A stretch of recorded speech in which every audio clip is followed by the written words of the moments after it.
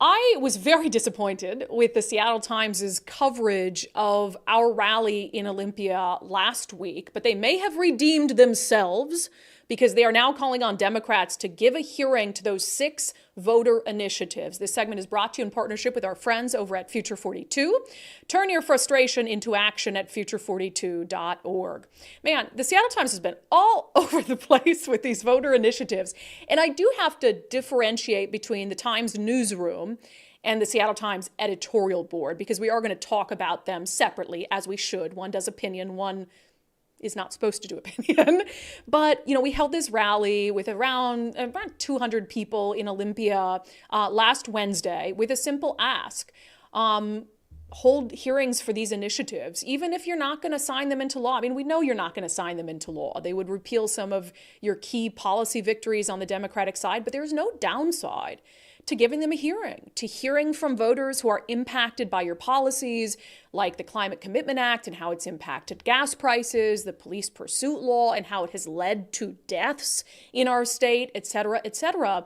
And I really think it's a result of one-party control, and that control being so solidified that they could have more than 800,000 voters who sign these things, and they still don't feel any sort of obligation or pressure simply to give them a hearing. And it's very out of line with how initiatives to the legislature are usually dealt with. Because for the last 20 years, we had to go back to 2004 to find a time when an initiative to the legislature wasn't simply given a hearing. So now we've got 6 of them. We've got time running out on the legislative session, and we haven't heard anything about a willingness to give any of them a hearing. So after that rally, I read the Seattle Times article from the newsroom on the rally, and I was disappointed about it, kind of for personal reasons, but also, Future 42 held this rally. I hosted the rally. Let's Go Washington was obviously a big part of that. We had the Citizen Action Defense Fund there, which announced a demand letter on behalf of John and Amber Goldade, whose daughter was killed by a guy in a stolen landscaping truck and would be alive today if it weren't for the police pursuit law. So there were all these, I think, important elements of this rally. And what did the Times' coverage focus on? It was like Republicans versus Democrats. And they erased, first of all, they had no mention of me by name, no mention of Future 42, no mention of Citizen Action Defense Fund, no mention of Let's Go Washington. And then it was like, it was as if I wasn't even present, which I almost felt like was intentional, because it's like, if they make it about me or about these other groups, then they can't make it about Republican versus Democrat. And that's what this whole article was about. Oh, Republicans are demanding this. And then the Democrat argument. And I don't think that's fair, because frankly, when we look at more than 800,000 voters who signed onto at least one of these initiatives, I don't even think that there's 800,000 Republicans in Washington state. And we know that Let's Go Washington, they did, through their own processes, some analysis of the voters who signed them, and they actually found that there was a greater percentage of Democrats and independents who signed these. So I just think it's a false narrative to make it all about, oh, here's what Republican lawmakers said at the rally, and here's the Democratic response, and it leaves out a whole swath of us like me, who I don't consider myself either, and I'm very passionate about them just giving these things an initiative, not to mention that the state constitution sort of demands that they do that. So anyway, I was not happy with the Seattle Times, and I complained about it, that article, pretty profusely. And then maybe they made up for it a little bit on the editorial side of things. So the Seattle Times Editorial Board came out with this op-ed over the weekend. Washington Democrats hold hearings on the initiatives. They wrote, state lawmakers have already debated hundreds of bills as they approach the midway point of a short legislative session in Olympia. But ruling Democrats have yet to allow a hearing on any of the half-dozen GOP-backed initiatives that, if passed by voters, would have profound impacts on future public policy in Washington. And the argument they make, I actually think, is a pretty sound one. What they're saying is that this is a better form to have a factual debate than what we will see happen over the next 9 months. What we're going to see happen over the next 9 months are a bunch of special interest groups, we're already seeing it, who are going to run ads that are going to be deeply dishonest. I mean, we already see some of the dishonesty that has come out about the initiatives, but it's going to kill the environment, it's going to take us back decades, which makes no sense. And I'm not going to rule out the other side as well. I don't know. I mean, we see in an election year that people tend to bend the truth. People tend to gaslight in political ads, and they give something, they hold something up as the best version of it or the worst version of it, and it's confusing as heck to voters. But in a hearing, at least there are some ground rules to be able to hear both sides lay out their case. Now, you're not fact-checked during a hearing, but I suppose committee members would have an opportunity to respond to you, to ask you questions, and to fact-check in that realm.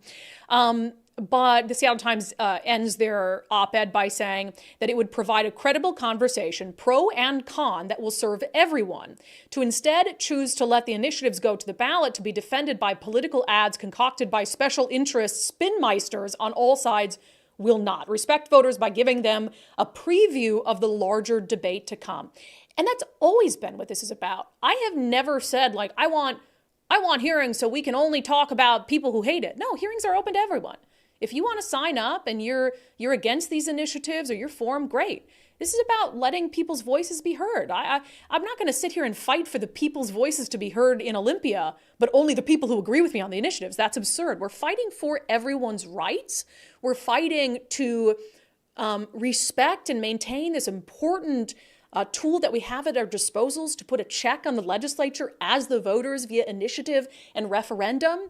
And I'm fighting for the rights of even the people who are in love with the Climate Commitment Act, in love with the tax on capital gains. I want you to testify in Olympia too. I would love to hear your side of things. And I really wish that Democrats who are in control of what gets a hearing and what doesn't get a hearing were just as eager to hear from both sides on this issue. Now, they have given all sorts of reasons, as I said, for what the delay has been. I was listening to a Democrat leadership media availability, and here's what Representative Joe Fitzgibbon said when asked about sort of the delay in any sort of action on these initiatives. We need more information about these in order to decide our next steps.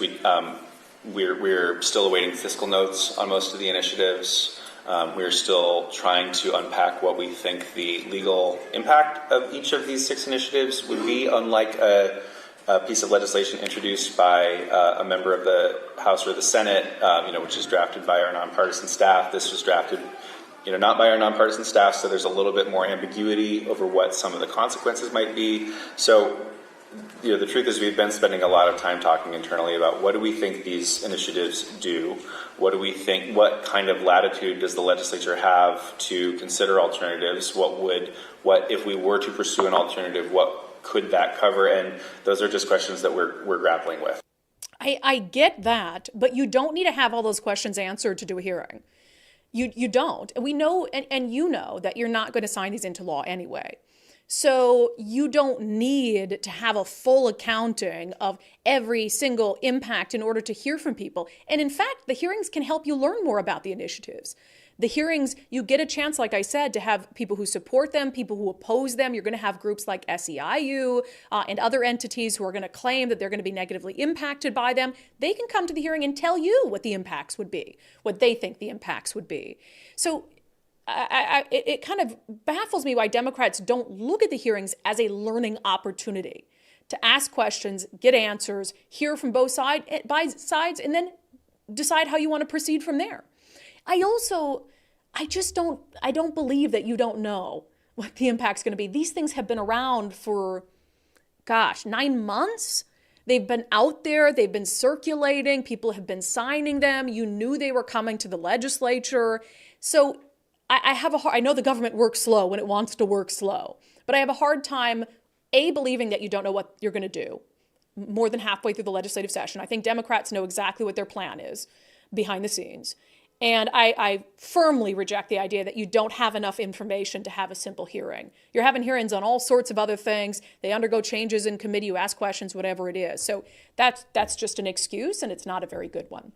That segment was brought to you in partnership with our friends over at Future 42. Turn your frustration into action at future42.org. And make sure you sign up for their newsletter because we are going to be having another rally in February. And so you can get notified about that and just be in the know about everything that is going on.